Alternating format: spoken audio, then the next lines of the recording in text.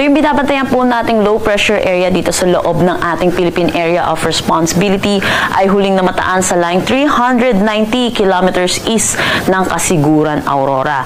Mababa pa naman yung tsansa neto na maging isang ganap na bagyo, pero inaasahan natin bilang low pressure area, magdadala po ito ng mga pag-ulan, lalo na sa pagtawid neto sa kalupaan natin dito sa Luzon na possible mangyari mamayang gabi or hanggang bukas. So inaasahan po natin mga kalat-kalat na pag-ulan lalo na dito sa Luzon.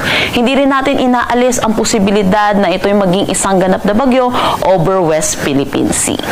Samantala, meron din tayong low pressure area dito sa labas ng ating Philippine Area of Responsibility. Ito'y huling namataan sa line 2,815 kilometers east ng Northern Luzon. Sa ngayon, medium chance ito na maging isang ganap na bagyo, meaning po mababa yung tsansa na maging isang ganap na bagyo within the next 24 hours, pero sa mga susunod na araw, tumataas po yung tsansa neto na maging isang ganap na bagyo.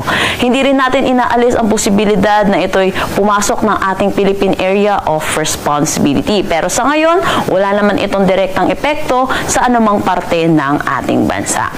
Another weather system na nagpapaulan dito sa ating bansa ay ang southwest monsoon na umiiral dito sa may Palawan, Visayas at Mindanao.